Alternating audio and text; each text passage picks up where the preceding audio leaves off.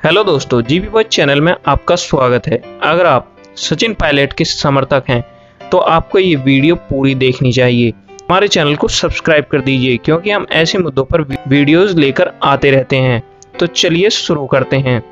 एक पुरानी कहावत है कि उसूलों पर आँच आए तो टकराना जरूरी है और जिंदा हो तो जिंदा नजर आना जरूरी है। कुछ ऐसी ही कहानी है सचिन पायलट की। वसुंधरा सरकार की नाक में दम करने वाले और खुद के दम पर उस सरकार को उखाड़ फेंकने वाले सचिन पायलट ने क्या कुछ नहीं झेला। लाठियां खाई, चोट लगी, लेकिन चुनाव जीतते ही उनकी मेहनत की मलाई ठीक से बोल न पाने वाला गहलोत खा गया। यही कांग्रेस की नीति रही है हमेशा से, क्योंकि राहुल गांधी को युवा बताते बताते वह उन युवाओं को नहीं संभाल पाई जो कांग्रेस पार्टी का भविष्य हो सकते थे।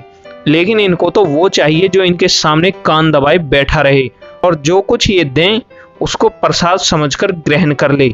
10 महीने पहले जब सचिन पायलट ने अपना हक मांगने के लिए आवाज उठाई थी तो उल्टा उनको और प्रताड़ित करते हुए उप मुख्यमंत्री का पद उनसे छीन लिया गया था।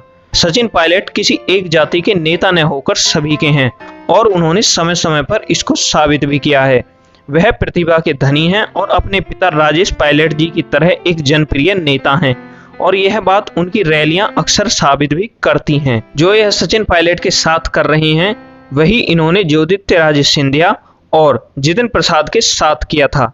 लेकिन उन्होंने अपने सम्मान से समझौता नहीं करते हुए बीजेपी में जाने का फैसला कर लिया।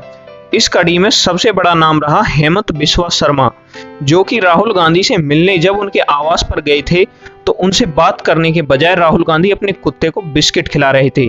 जब अपनी बेइज्जती ना सहन कर पाने वाले हेमंत शर्मा बीजेपी में आए थे तो कांग्रेसियों का कहना था कि उनको बीजेपी कोई बड़ा पद नहीं देगी।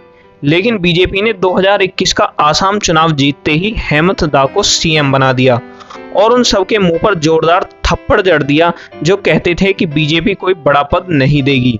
सिंधिया, जितिन प्रसाद, हेमंत दा के बाद अब यह देखना बाकी है कि सचिन पायलट का खून कब खोलेगा और कब वह अपनी प्रतिभा से न्याय कर पाएंगे, क्योंकि जो हालत उनकी इस समय कांग्रेस पार्टी में है वह उनकी प्रतिभा के साथ न्याय नहीं करती। उनकी प्रतिभा उससे कहीं ज्यादा विशाल है। वह सिर्फ राजस्थान की राजनीति तक ही सीमित नहीं है, देश की राजनीति में भी उनका कद काफी बड़ा है। ऐसा नहीं है कि अगर सचिन कांग्रेस से अलग होते हैं तो उनका कोई भविष्य नहीं है।